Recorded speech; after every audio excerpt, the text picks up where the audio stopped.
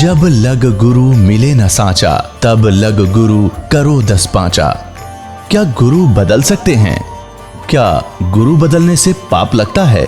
आध्यात्म के इस मैदान में आखिर सही गुरु कौन है? गीता जी में वर्णित तत्वदर्शी संत कौन है? इन सभी प्रश्नों के उत्तर जानने के लिए अवश्य सुनिए जगत गुरु तत्वदर्शी संत रामपाल जी महाराज के मंगल प्रवचन। सतगुरुदेव की जय।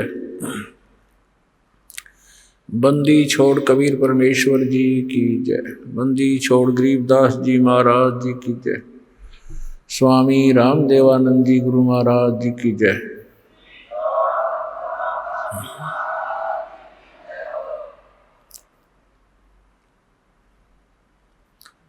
गरीब नमो नमो सतपुरुष को नमस्कार। गुरु की नहीं सुर नर मुनि जन साधुआं संतों सर्वस्ती नहीं।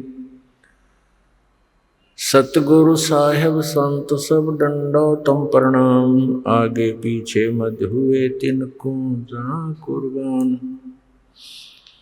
निराकार निर्विषम काल जाल वैवंजनम निर्लेपम निज निर्गुणम अकल अनुपवेशम गुणम।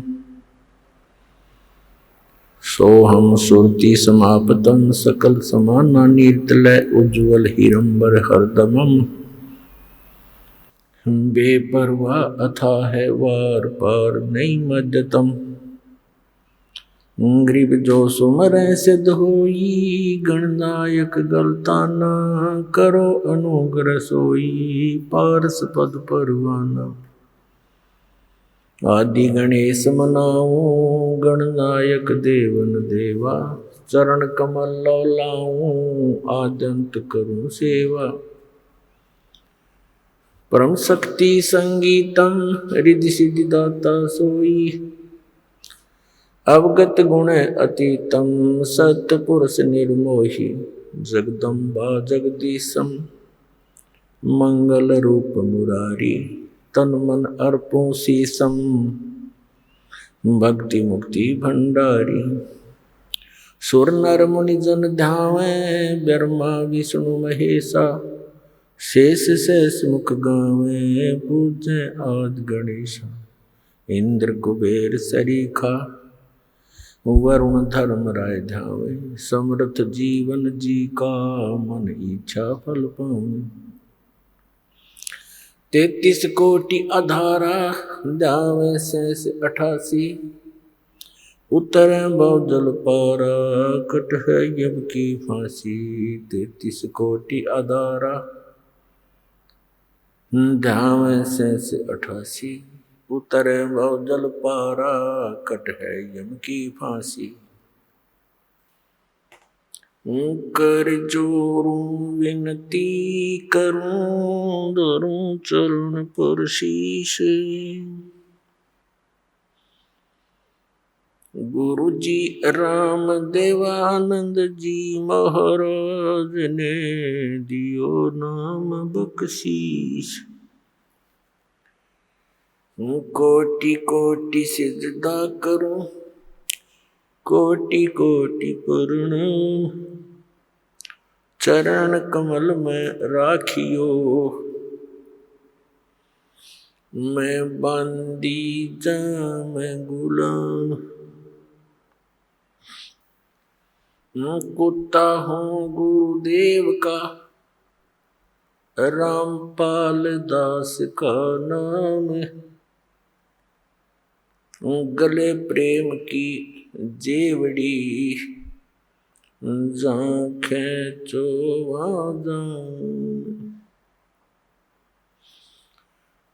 तो करो तो बावड़ू। दूर दूर करो तो जाऊं। ज्यों राखो त्यों ही रहूं। जो देवो सो खाऊं।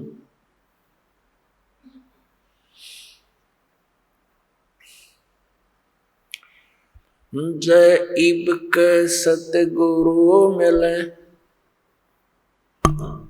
सब दुख आखों रोए। चरणों ऊपर शीस धरूं, कहूं जो कहनी हो। कबीर गुरु जी मिलेंगे,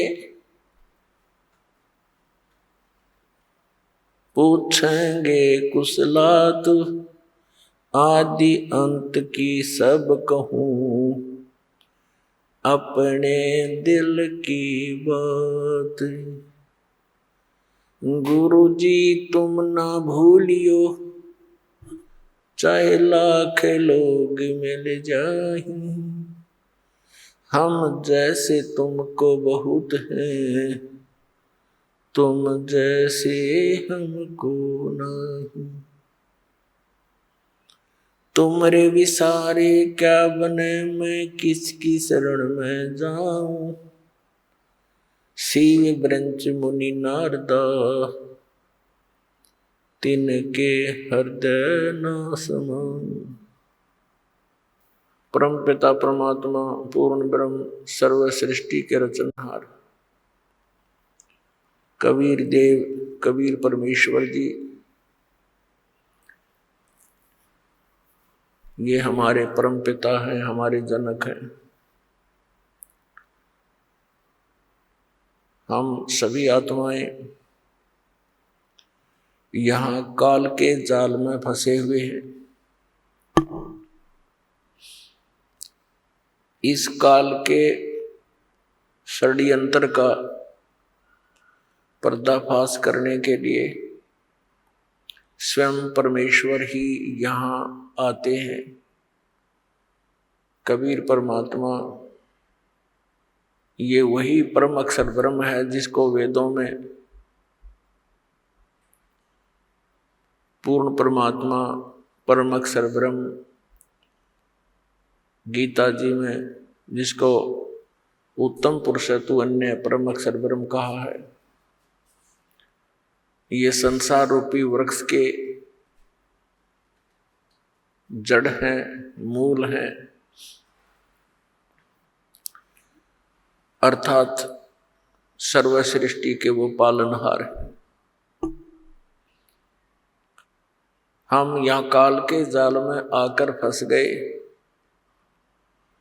यहाँ कोई भी प्राणी सुखी नहीं है। पुण्यात्माओं, जब तक हम सत्संग नहीं सुनते तब तक हम अपने प्रतिदिन के कर्म को उत्तम मानकर और अपने जीवन का लक्ष्य जानकर ही कर रहे होते हैं। जब हम सत्संग सुनते हैं, परमात्मा के विधान से परिचित होते हैं, अपने कर्तव्य कर्मों का हमें ज्ञान होता है, अकर्तव्य कर्मों का भी ज्ञान होता है। कौन से कर्म करने योग्य हैं, कौन से ना करने योग्य हैं, उनका भी ज्ञान हमें सत्संग से ही होता है। और पुण्यात्माओं, सत्संग की प्राप्ति अति दुर्लभ है। और जिन पुण्यात्माओं को सत्संग प्राप्त हो रहा है वो बहुत ही अच्छे संस्कारी हंस हैं। वो युगों युगों से परमात्मा की साधना भक्ति करते आ रहे हैं। आज वही पुण्यात्मा प्रथम अग्रसर हो रही है जो पिछले जन्म जन्मांतर से परमात्मा की कसक में भटक रहे हैं। और वही अब पार होंगे। परमात्मा कहते हैं कि ये भोली आत्मा सत्संग ना सुनकर अपने ही विचारों के आधार से अपने ही क्रियाओं को उत्तम मानकर भक्तों और संतों को हेय समझते हैं, उनके साथ मजाक करते हैं, क्योंकि उनको ज्ञान नहीं। इसके विषय में परमात्मा ने कहा कि साधों से ती मस्करी और ये चोरा नाल खुशहाल, मल अखाड़ा जीतेंगे ये युगन युगन के माल। संत भक्तों जो सतमार्ग बताता है उनके साथ तो ये मस्करी करते हैं, मजाक करते हैं, उनका उपहास करते हैं। और चोरों नाल खुशहाल जो गलत साधना बता रहे हैं, शास्त्र के विरुद्ध ज्ञान दे रहे हैं, उन चोरों के साथ ये प्रसन्न है। और फिर बताया है कि इस परमात्मा के यथार्थ ज्ञान को वही पुण्यात्मा ग्रहण करेंगी। कौन? मल अखाड़ा जीतेंगे ये युगन युगन के माल। माल माने रेसलर यानी पहलवान। इस भक्ति रूपी अखाड़े के वो पहलवान हैं जो युगों युगों से एक्सरसाइज करते हुए आ रहे हैं और वो परमात्मा के ज्ञान को शीघ्र ग्रहण करते हैं। और दूसरे जो भक्तिहीन प्राणी हैं वो संतों के साथ मस्करी करते हैं, मजाक उड़ाते हैं, उनकी निंदा करके पाप के भागी बनते हैं। उसके विषय में कहा कि साधों से ती मस्करी और चोरों नाल खुशहाल, ये तो मल अखाड़ा जीतेंगे, युगन युगन के माल है। युगों युगों से लगे हुए हो आप, तब जाकर के आपको इस परमात्मा के गेम में सिलेक्शन हुआ आपका। ये अंतिम मैच है ही अब के, जब तुम समझ गए इस ज्ञान को आप जी, तो अंतिम गेम है ही आपका और निकल जाओगे गंदे लोक से, सतलोक चले जाओगे, सदा के लिए सुखी हो जाओगे।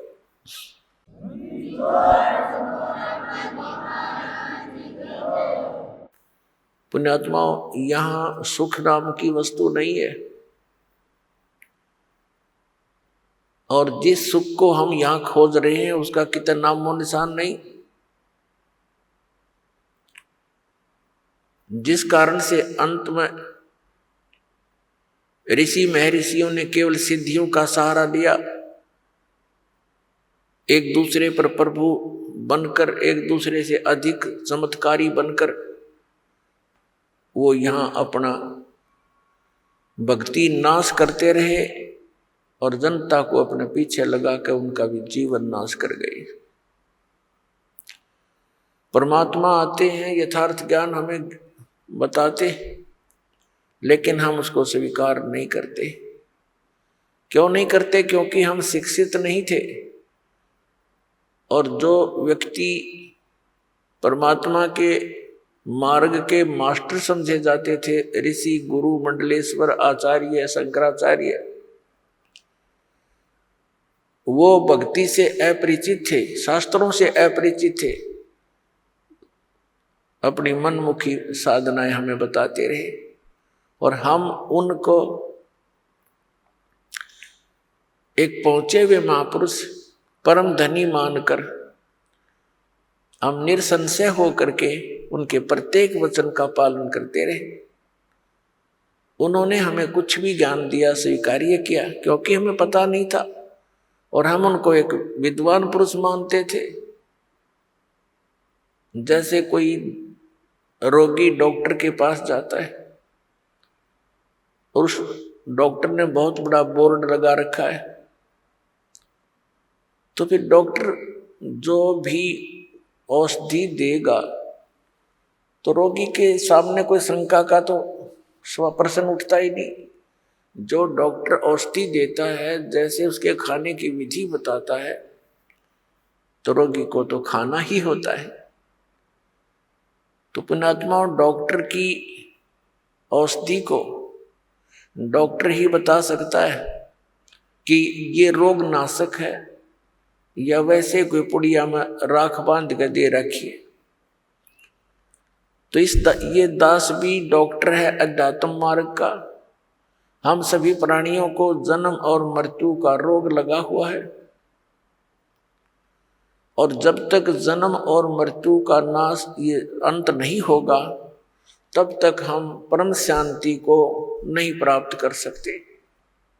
तो पुण्यात्माओं, इस दीर्घ रोग के नाश की कौन सी औषधि है, कौन सा उपचार है, अर्थात जन्म मरण के रोग का नाश करने वाले कौन से मंत्र हैं या पूजाएं हैं, कौन सी साधनाएं हैं, उनका प्रमाण कहाँ है और किन किन महापुरुषों ने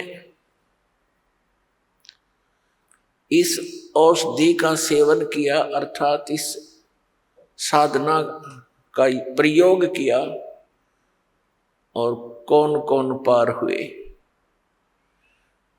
जैसे कोई डॉक्टर होता है, वो औषधि देता है और रोगी बहुत दुखी होता है तो वो बताता है, वैद्य बताता है कि एक व्यक्ति फलाने गांव का, उसका ये नाम है, उसके यही रोग था, उसने ये औषधि खाई थी, वो ठीक हो गया। ऐसे कई व्यक्तियों के नाम बताता है।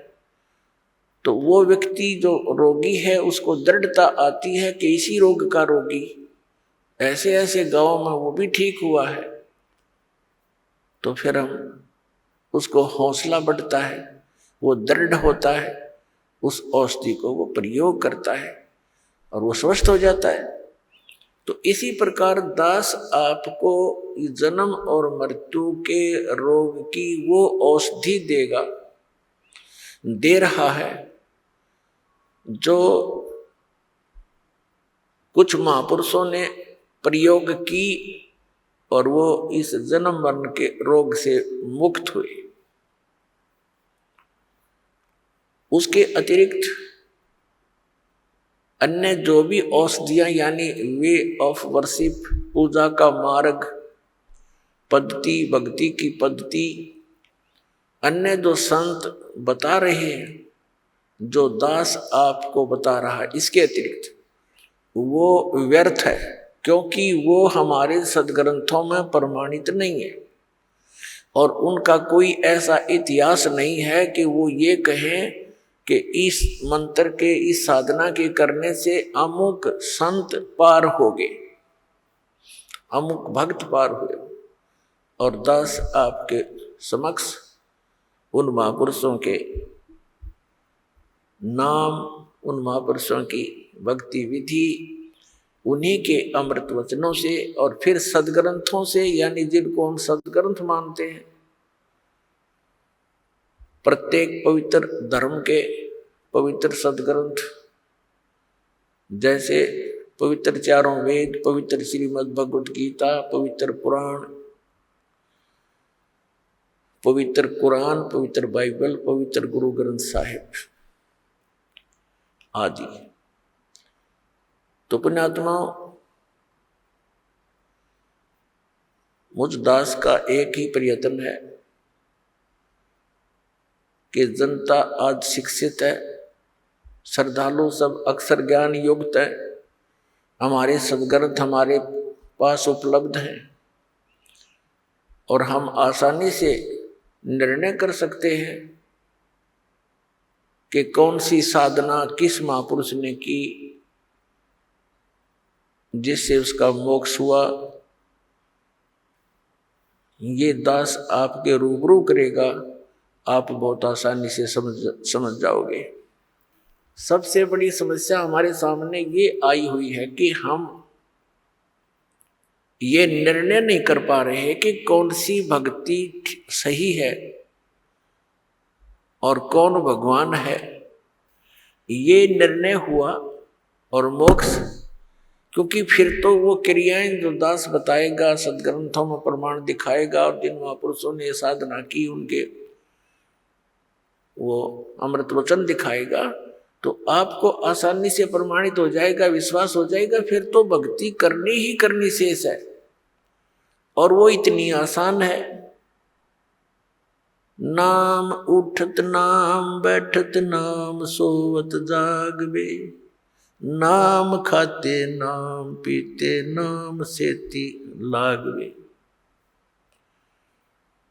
काम करते करते उस नाम का जाप करना है। कौन से नाम का जाप करना? सतनाम का जाप करना। जो भी कंप्लीट कोर्स आपको दिया जाता है उन सभी मंत्रों का जाप करना है। पुण्यात्माओं, दास बार बार कहता है कि जैसे पवित्र चारों वेद, पवित्र श्रीमद् भगवत गीता, ये दोनों एक ही है। पवित्र चारों वेदों का निष्कर्ष है श्रीमद् भगवत गीता। श्रीमद् भगवत गीता और वेद ये गॉड गिवन स्पिरिचुअल नॉलेज है, ये परमात्मा का दिया हुआ ज्ञान है। परम अक्षर ब्रह्म यानी कबीर साहिब जी ने, कबीर परमेश्वर जी ने, असंख्य ब्रह्मांडों के स्वामी ने ये चारों यानी पांचों वेद, एक सूक्ष्म वेद और है, पांचों वेद इस सरपुरुष अर्थात ज्योति निरंजन के अंतःकरण में फैक्स कर दिए थे। समय आने पर ये बाहर निकले, जैसे गर्भवती मादा से बच्चा अपने आप समय आने पर बाहर आता है, ऐसी व्यवस्था से परमात्मा ने ये सर्व वेद, पूरा ज्ञान, अध्यात्म ज्ञान और संसारिक ज्ञान, कैसे रहना चाहिए, किन क्रियाओं को करना चाहिए, कौन सी ना करनी चाहिए, ये सब ज्ञान दिया था। परमात्मा कौन है, उसकी साधना कौन सी है, तुम जहाँ रह रहे हो उस वो परमात्मा किस स्तर का है, वो तुम्हें कितना लाभ दे सकता है, वो कितनी हानि कर सकता है, ये सब ज्ञान दिया था। इस ज्योति निरंजन ने जब इन वेदों को पढ़ा तो इसको चिंता बन गई कि उसके अंदर पूर्ण परमात्मा की जानकारी है और उसके पाने का कंप्लीट ट्रीटमेंट, कंप्लीट यानी पूर्ण रूप से विधि है। उसने क्या किया, जो परमात्मा के पाने की विधि थी, वो मंत्र थे, वो उस पोर्शन को, उस भाग को, वेदों के उस भाग को नष्ट कर दिया और शेष जो भाग था वो हमें दे दिया, जिसको ऋषियों ने 4 विभागों में बांट लिया। उसका नाम रखा ऋग्वेद, यजुर्वेद, सामवेद और अथर्ववेद।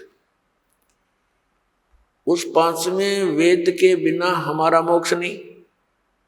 इन वेदों में वर्णित विधि से, 4 वेदों में वर्णित विधि से, श्रीमद् भगवत गीता में वर्णित विधि से केवल ब्रह्म तक की प्राप्ति होती है, ब्रह्म लोक तक जाया जाता है। यहाँ की ये अंतिम उपलब्धि है।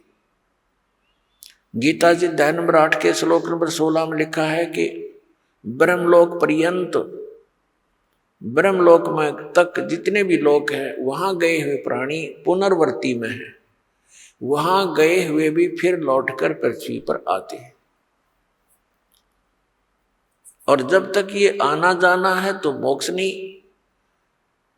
तो शांति नहीं, परम शांति नहीं हो सकती। अब जैसे ये चारों वेद इस ब्रह्म ने, सरपुरुष ने अपने पुत्र ब्रह्मा को दिए। ब्रह्मा जी ने इनको जैसा जाना समझा, उसी का ज्ञान आगे अपने वंशजों को, अपने पुत्र प्रपोत्रों को दिया। और उस ज्ञान को ही आपस में विचार विमर्श करके इन ऋषि महर्षि ब्राह्मणों ने आगे फिर अपने अनुभव की पुस्तकें बना दी, जिनको वेदों के अन्य भाग बोले जाते, उपनिषद कहे जाते। तो जो वेदों के अन्य जो भाग हैं वो ऋषियों के अपने बनाए हुए अपना अनुभव है, उपनिषद है वो उनका अनुभव है। यदि वो वेदों से और 5वें वेद से मेल नहीं खाता है तो व्यर्थ है। श्रीमद् भगवत गीता का ज्ञान इसी सरपुरुष ब्रह्म ने दिया और इसने श्रीमद् भगवत गीता के अंदर कुछ अपने सतर की अटकल अवश्य लगाई है, जोड़ी है, युद्ध करवाने के लिए, और जीव को भरमाने के लिए। लेकिन हमने उसका निर्णय सूक्ष्म वेद से करना है। हमारे पास एक ऐसा पैमाना है, ऐसा एक हमारे पास एक तराजू है जिसमें हम प्रत्येक ग्रंथ को तोल सकते हैं, उसको पहचान सकते हैं, परख सकते हैं। हमारे पास एक ऐसा ग्रंथ है जिसको सूक्ष्म वेद कहते हैं। श्रीमद् भगवत गीता अध्याय नंबर 4 के श्लोक नंबर 32 में उसी सूक्ष्म वेद की जानकारी दी गई है कि वो परमात्मा अपने मुख कमल से उस विस्तार पूर्वक अध्यात्म यज्ञों यानी धार्मिक अनुष्ठानों की जानकारी देते हैं और उसको तत्व ज्ञान कहते हैं। फिर गीता ज्ञान दाता कहता है गीता अध्याय नंबर 4 के श्लोक 34 में कि उस तत्व ज्ञान को जो परमात्मा अपने मुख कमल से आकर स्वयं बोलता है, ज्ञान देता है, उस तत्व ज्ञान को तू तत्वदर्शी संतों के पास जाकर समझ।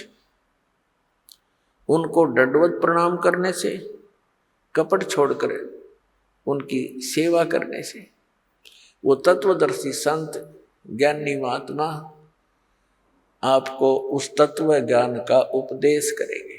इससे एक तो ये सिद्ध हो गया कि गीता जी का ज्ञान कंप्लीट नहीं है, संपूर्ण नहीं है। गीता ज्ञान दाता ने ये ऑप्शन छोड़ दिया, एक प्रावधान छोड़ दिया कि उससे मैं परिचित नहीं हूं। जो परमात्मा अपने मुख से आकर बोलता है वो ज्ञान, वो सच्चिदानंद घन ब्रह्म की वाणी है और उसको उसके परिचित तत्वदर्शी संत ही तुझे बता पाएंगे। उनसे पूछो। तो दास जो कहना चाह रहा है कि ये जो पवित्र चारों वेद, पवित्र श्रीमद् भगवत गीता, इनका ज्ञान गलत नहीं, लेकिन ये कंप्लीट कोर्स नहीं, इनमें कंप्लीट स्पिरिचुअल नॉलेज नहीं, संपूर्ण अध्यात्म ज्ञान नहीं है। और संपूर्ण बिना फिर पूर्ण मोक्ष कैसे होगा? अंडरस्टूड है, ये तो आम आदमी समझ सकता है। अब यहां ये हमारे धर्मगुरु हमें उलझाने की चेष्टा करते रहे कि परमात्मा गीता ज्ञान दाता ये कंप्लीट गॉड है, पूर्ण परमात्मा है, श्री कृष्ण है वो, और वो जगत गुरु है श्री कृष्ण अर्थात श्री विष्णु जी। अब यदि वो जगत गुरु होते तो ये ऑप्शन नहीं छोड़ते कि तत्वदर्शी संतों के पास जाकर समझ। गीता जी के 18 अध्याय लिखे, 700 श्लोक हैं, इसमें एक अध्याय और बना देते। इसमें क्या कौन से कागज समाप्त होते या कोई समय की सीमा थी? तो कहने का भाव ये है कि ये ज्ञान जो परमात्मा स्वयं आकर देते हैं वो ज्ञान किसी के पास नहीं होता। तो उसको परम अक्षर ब्रह्म सच्चिदानंद घन ब्रह्म की वाणी कहते हैं, कबीर वाणी है वो, कबीर वाणी। तो कहने का भाव ये है कि जो वेदों गीता के अंदर जो वर्णित विधि है वो गॉड गिवन है।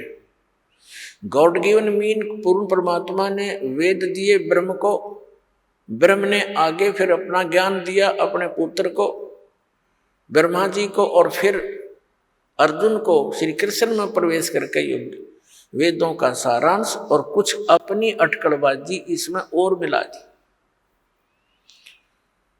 तो ये 9 मन सूत उलझा दिया कुछ तो इस काल भगवान ब्रह्म ने, फिर ऋषियों के अधूरे अनुभव ने इस अध्यात्म मार्ग में 9 मन सूत उलझा दिया। उस 9 मन सूत को सुलझाने के लिए वो परमात्मा स्वयं ही आते हैं और उसको सुलझाकर रख देते हैं। जैसे आज से 600 वर्ष पहले लगभग परमात्मा आए थे, सन 1398 से सन 1518 तक 120 वर्ष परमेश्वर यहाँ रहे पृथ्वी पर, सतलोक से सहशरीर आए थे, सहशरीर चले गए थे। तो उसमें उन्होंने अपना ये ज्ञान बोला था, अपनी अमृतवाणी बोली थी, वो परम अक्षर ब्रह्म है। तो उस समय इस अध्यात्म ज्ञान को सुलझाकर अपनी अमृतवाणी में लिख कर चले गए थे। परमात्मा जानी जान है, उनको मालूम था कि काल फिर से अपना कोई अटकलबाजी अड़ाएगा। तो परमात्मा के जाने के बाद उसी परमात्मा परमेश्वर कबीर देव जी के, कबीर साहिब जी के पंथ में, उन्हीं का गुणगान करने वालों में काल के दूत घुस गए। उन्होंने भिन्न भिन्न पंथ कबीर जी के नाम से चला दिए और उन्होंने उस सूक्ष्म वेद को, जो कबीर वाणी को, अपने अनुकूल जो भी उनकी व्याख्या, उनके अनुभव, उन्होंने जिससे भी कुछ ज्ञान ग्रहण किया, उस ज्ञान का जैसे भी समर्थन, उस अज्ञान का समर्थन, अपने अज्ञान अनुभव का समर्थन करने के लिए उन्होंने ग्रंथ, उस कबीर सागर में, कबीर साहब की वाणी में भी कुछ हेर फेर कर दिया। अब कारण क्या था कि वो लोग ये कहा करते थे कि कबीर सागर से हम ज्ञान दे रहे हैं, और वो बक रहे थे वैसे। फिर उन्होंने देखा कबीर सागर में कि कल ने कोई पूछ ले भी कहाँ कबीर सागर में, तो देखा उसमें गड़बड़ी पाई। उनकी व्याख्या के विपरीत कबीर सागर परमात्मा की वाणी बोल रही थी, कबीर साहब की वाणी। तो उन्होंने उसमें अपनी अटकल अनुसार अपने अज्ञान को सत्य करने के लिए कुछ उसमें परिवर्तन भी किए। अब मालिक को मालूम था कि 600 वर्ष तक, क्योंकि आज इसकी आवश्यकता होना पड़नी थी, इस सूक्ष्म वेद की, इसकी पूर्ति करने के लिए कबीर परमेश्वर जी ने अपनी प्यारी आत्मा गरीबदास साहिब जी को गांव छुटानी, जिला झज्जर, हरियाणा प्रांत के अंदर आदरणीय गरीबदास साहिब जी का जन्म एक किसान परिवार में जाट जाति में हुआ। वैसे संत जाति नहीं मानते, लेकिन जिस वर्ण में हम पलते हैं उसकी थोड़ी बहुत छाप लगी ही रह जाती है। लेकिन परमात्मा ने इस कंसेप्ट को क्लियर कर दिया है कि जात ना पूछो संत की, पूछ लीजिए ज्ञान, और तो मोल करो तलवार का, पड़ी रहने दो म्यान।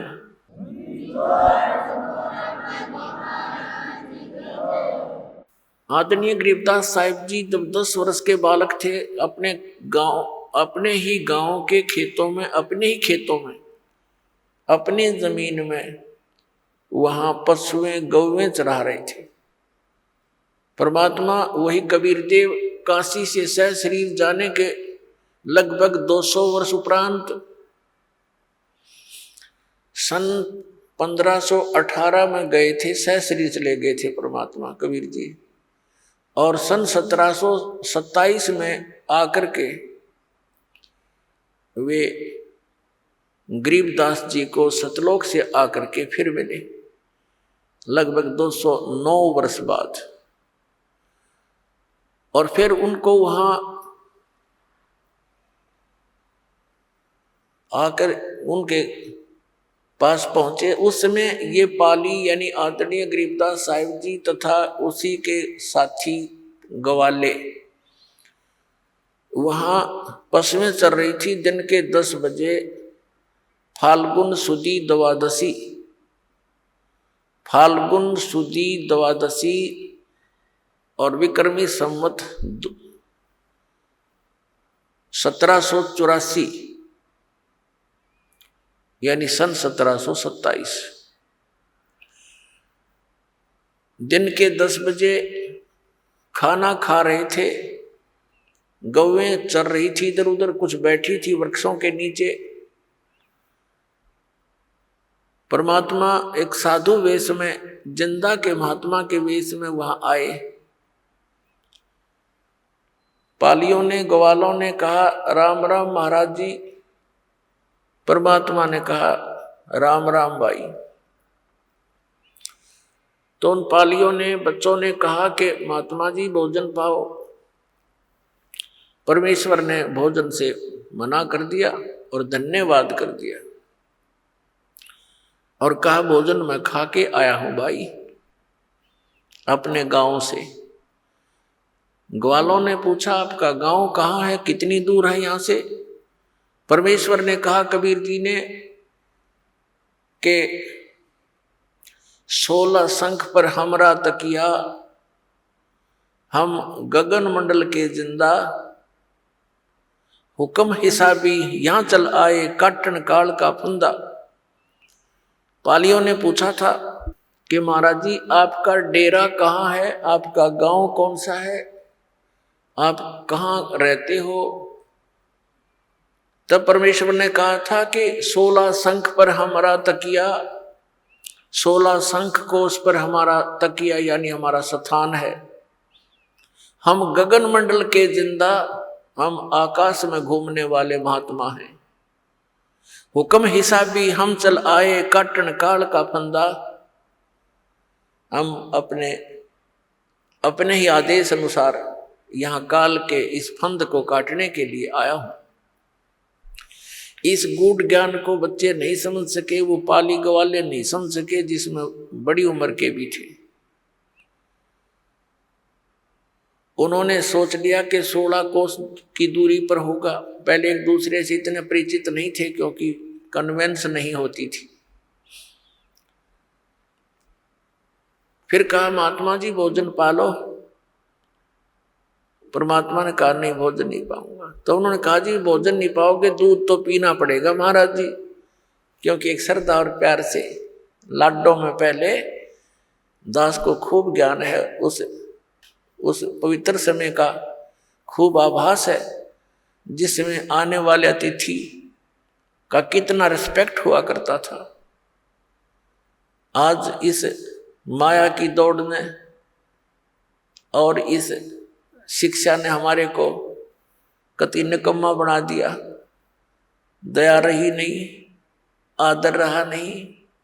हम पहली बार किसी जैसे गांव से शहर में गया था दास, तो वहां देखा था शहर वाले उन लोगों का व्यवहार। मैं आश्चर्य में था कि ये ना यूं कहते हैं पानी पी लो, ना ये कहते हैं आ जाओ भोजन पा लो, या ये यूं भी नहीं कह रहे हैं कि आ जाओ बैठ जाओ। ये कैसा व्यवहार है इन लोगों का। ये थोड़ी सी बिजली उस समय शहरों में गिरी थी, कोई रिस्पेक्ट रहा नहीं, स्वार्थ हो तो बात करे ना करे नहीं। अब ये तकरीबन सब जगह फैल चुकी है। तो उस समय ये दास देखा करता था, कोई भी व्यक्ति अननोन आ जाता था और कहता था मैं आज रात यहीं रुकना पड़ेगा मुझे, उसका विशेष सत्कार आदर अलग से उसका रहना बहुत प्यार से रखा करते और भोजन की सर्वप्रथम पूछा करते थे। तो उसी दृष्टिकोण से उन्होंने कहा जी वो दूध तो पीना ही पड़ेगा। पहले गौवे बहुत रखा करते थे गांव शहर में, यानी खेतों में बहुत सी गायें रखते थे और बहुत सी ऐसी गौवें भी होती थी जो बहुत शरीफ होती थी, जब चाहे बच्चा लगाया और दूध निकाल लेते थे। तो परमात्मा ने कहा भाई दूध पीऊंगा कंवारी गाय का, पिलाना है तो पिलाओ बच्चों। तो वो जो बड़े बड़े पाली थे वो कहने लगे बाबा जी तेरा दूध पीने का इरादा नहीं है, मजाक करते हो आप, कंवारी गाय कभी दूध देती है? परमात्मा कहते हैं भाई तुम्हारी नीयत दूध प्यान की है तो कंवारी गाय भी दूध दे देती है। अब वो बड़े पाली थे, वो तो मजाक समझ रहे थे। छोटा बच्चा था 10 वर्ष का गरीबदास साहिब जी, वो खड़े हुए बच्चे जैसे गतिविधि करते हैं। अपनी एक बहुत प्रिय बछिया थी, जाके संग बैल नहीं लागा यानी कंवारी, उसको पकड़ लाए, गले में रस्सी बांध रखी थी छोटी सी, और उसको पकड़ कर लाए। देखो महाराज जी इसको बच्चा तो है नहीं, दूध कैसे देगी? तब परमात्मा ने कहा बेटा ऐसा करो, आपके पास जो कोई पात्र है छोटा सा, जैसे मिट्टी का एक पात्र था, 5-7 किलो जैसे लस्सी वगैरह ले जाते थे, वो उन्हें धो मांझ कर रख रखा था। कहा जी ये है, इसको साफ कर रखा है, रखो इसके नीचे। गरीबदास जी पकड़ कर बैठ के उस बछिया की सतन के नीचे,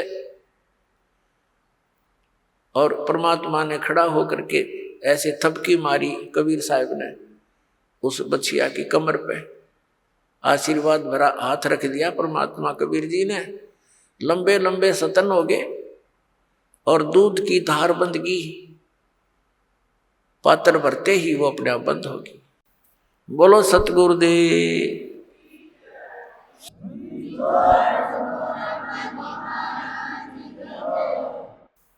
अब वो गरीबदास जी उस लेकर के उस पात्र को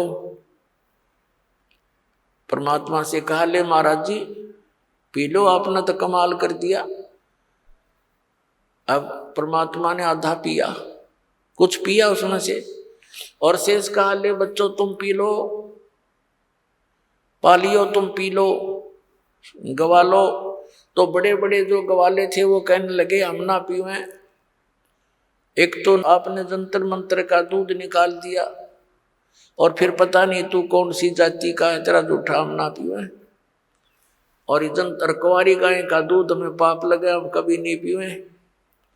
वो तो उठ कर चले गए इस बात के मारे, कहीं बाबा जी प्रेशर ना दे दे, पीना ही पड़ेगा। गरीबदास जी ने कहा, लाओ भगवान आपका दास पीवेगा। पुणात्माओं, साधों से ती मस्करी ये चोरा नाल खुशहाल, मल अखाड़ा जीतेंगे ये युगन युगन के माल। तो वो युगन युगन के माल थे गरीबदास जी, युगन युगन के पहलवान थे, रेसलर थे, अब प्रैक्टिस करते आ रहे थे। उनके हृदय में एकदम बात सवागी, अकेला आपका दास पीवेगा। तो पुण्यात्माओं, इस ज्ञान को, इस मार्ग को वही ग्रहण कर रहा है जो युगों युगों का माल पहलवान है, बहुत दिनों से इसमें संघर्षशील है। तो आदरणीय गरीबदास साहिब जी ने कहा पिया, और कहा महाराज जी दूध तो हम डेली पीते हैं, पर इस दूध का टेस्ट आज तक नहीं देखा मैंने।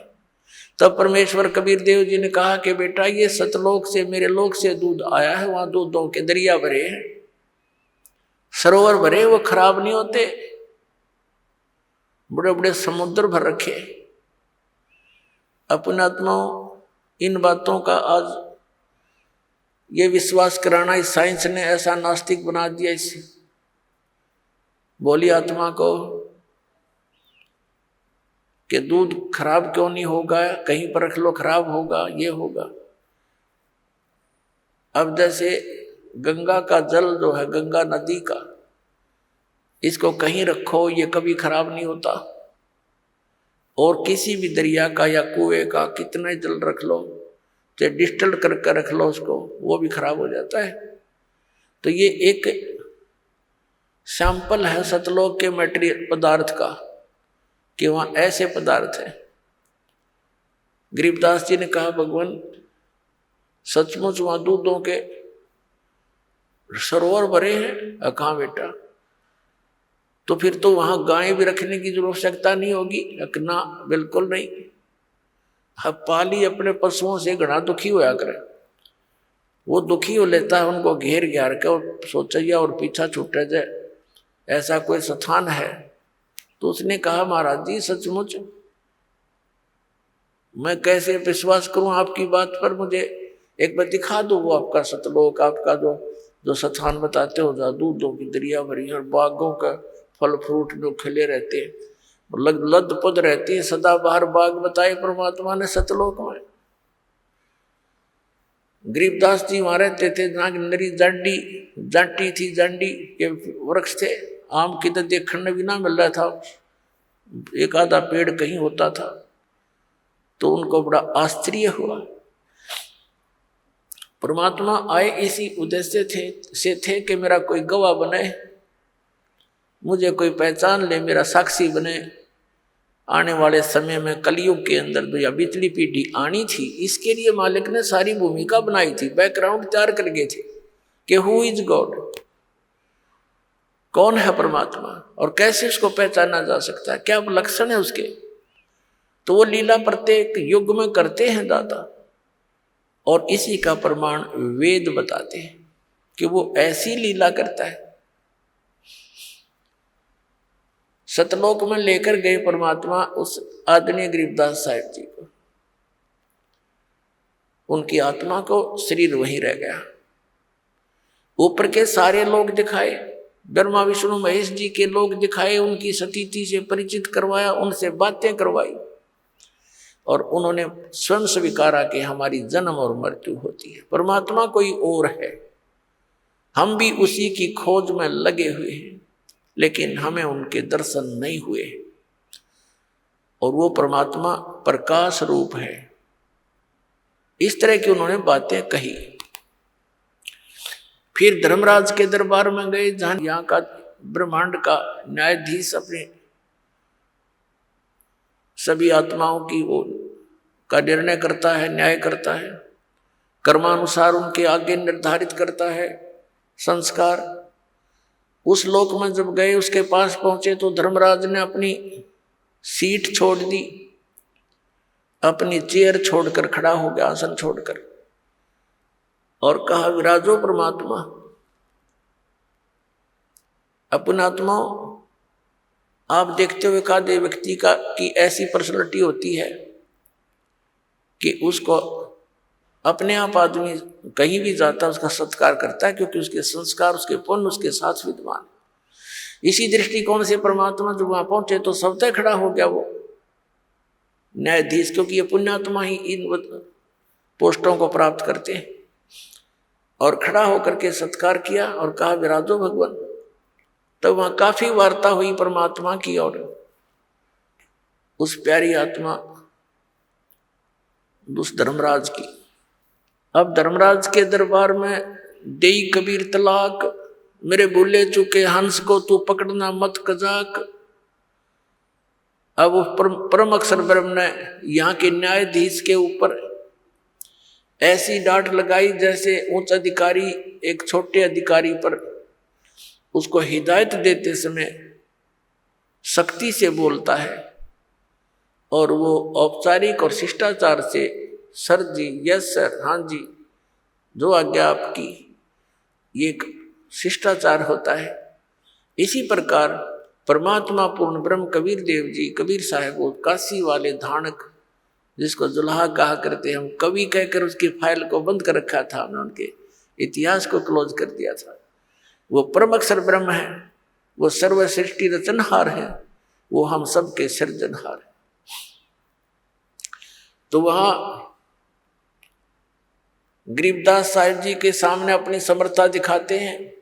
धर्मराज से कहा कि खबरदार दे, तूने मेरे किसी हंस का, जिसने मेरे संत से, मेरे द्वारा, मेरे रिप्रेजेंटेटिव, मेरे द्वारा भेजे संत से उपदेश प्राप्त प्राणी का तूने अकाउंट भी नहीं ले करना, उसका लेखा जोखा भी नहीं करना तूने। खबरदार जो उसको पकड़ लाया है तो।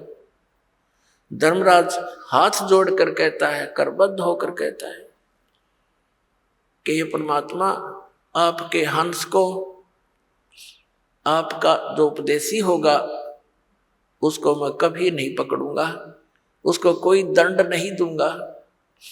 धर्मराय दरबार में देई कबीर तलाक, मेरे भूले चूके हंस को तू पकड़िए मत कजाक। बोले पुरुष कबीर से धर्मराज कर जोड़, और तुमरे हंस को पकड़ो नहीं मन 2 ही लाख करोड़। आपका जो हंस होगा मैं कभी उसको नहीं पकड़ूंगा, ना उसको दंडित करूंगा। और फिर उसने कहा कि परमात्मा, जब तक आपकी शरण में ये जीव नहीं आता तब तक इसके पूर्व जन्म के संचित पाप कर्म मेरे पास विद्यमान होते हैं। हे प्रभु, अब मेरे कागजों में वो स्टैंड करते हैं, और यहाँ का नियम है जैसे कोई कर्म करेगा वह भोगने पड़ेंगे, तो परमात्मा उसको तो मैंने दंड देना पड़ेगा, मेरी मजबूरी है। तब परमात्मा ने कबीर देव जी ने कहा था, कबीर साहब ने, ये कर्म भ्रम ब्रह्मंड के मैं पल में कर हूं नेस, और जिन हमरी दो ही दी सो करो हमारे बेस।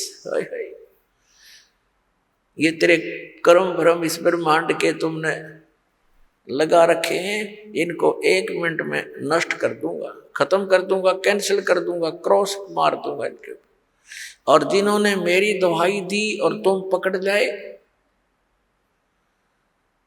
तुम्हारे अनुचर उनको यहां ले आए और उन्होंने ये कह दिया कि मैं तो ऐसे ऐसे कबीर साहब का बच्चा हूं, तुम मुझे नहीं पकड़ सकते, तुम गलती कर रहे हो, तो उनको करो हमारे पेश, उनको फिर हमारे पास ले आना, मेरे बच्चों को, तुम उनको दंड मत देना। ऐसी वार्ता सुनकर गरीबदास जी गदगद हो गए कि तो समर्थ बाबा जी तो बहुत बड़े तगड़े हैं, और यहाँ का यो न्यायाधीश और ये बड़ा देवता भी ऐसा हाथ जोड़कर खड़ा इसके आगे। तो फिर आगे अपने लोक में ले गए परमात्मा। उससे पहले काल के का वो सतिथि, वो स्थान दिखाया जहां पर ये एक ब्रह्म लोक में अलग से एक स्थान बनाकर गुप्त रहता है, ये अपनी माया से छुपा रहता है, वहां साकार है, ये ज्योत निरंजन साकार है, नर आकार है, इसके ओछा माथा है और लंबे दांत हैं, शरीर इसका चेहरा बेढंगा सा है। और फिर परमात्मा ने इसका दूसरा स्थान दिखाया जो 21वें ब्रह्मांड में, जहां ये तपस्या पर भून कर 1 लाख प्राणियों का आहार करता है, सूक्ष्म शरीर से गंध निकाल कर खाता है, और जीव मरते नहीं, वो कर्म अनुसार अपना अन्य शरीर प्राप्त कर लेते हैं। फिर उसे परब्रह्म के यानी अक्षर पुरुष के लोक में प्रवेश किया। वो 11वां द्वार है जो इस काल के लोक से और सरपुरुष के लोक से अक्षर पुरुष के लोक में जो प्रवेश करना होता है जिस मार्ग से, वो 11वां द्वार है। और 12वां द्वार है इस 7 संघ, इस अक्षर पुरुष के 7 संघ ब्रह्मांडों को पार करके जहां फिर सतलोक में प्रवेश करना होता है, वो 12वां द्वार है। अभी तक ये 10वां द्वार की रट लगा रखी थी। ये 10वां द्वार भी काल के ही इस जाल में है। और 11वां जो द्वार है जो उसका तो किसी को पता ही नहीं। बाकी एक आधा जो कबीर पंथी है वो कबीर साहिब की वाणी को पढ़कर उसका विपरीत अर्थ लगा के वो कहता 11वीं खिड़की, बसंतीम खिड़की, 11वीं खिड़की, 11वीं खिड़की। उसको ये नहीं मालूम कि नीम हकीम खतराए जान होता है। और फिर दावा करते हैं वो लोग कि मेरे से बड़ा, मेरे से अधिक ज्ञान किसी का नहीं, क्योंकि मैंने 11वीं खिड़की पागी। और उसको कहाँ बताते हैं? 11वां द्वार कहते सुरती में है, सुरती में। अरे भले आदमी, सुरती तो उस द्वार से पार होकर जाएगी, और सुरती में द्वार है, फिर जाएगा कहाँ खाक। ये इस तरह बकवास दे, इनको ज्ञान है नहीं, डुबो दी सारा। कबीर पंथी होकर के कबीर साहब के मार्ग से परिचित नहीं है। और ये लोग दीमक हैं परमात्मा के मार्ग में, क्योंकि इनके द्वारा दिया गया भक्ति विधि गलत। ये भी नास्तिक बनाने की तैयारी में लगे हुए हैं जनता को, क्योंकि जब तक परमात्मा की यथार्थ भक्ति विधि नहीं मिलेगी, परमात्मा से मिलने वाले वो लाभ प्राप्त नहीं हो सकते। और कुछ दिनों के बाद फिर नास्तिक अपने आप हो जाता है। प्राणी सब साधनाएं गलत साधना करके थक जाता है, छोड़ देता उस मार्ग को।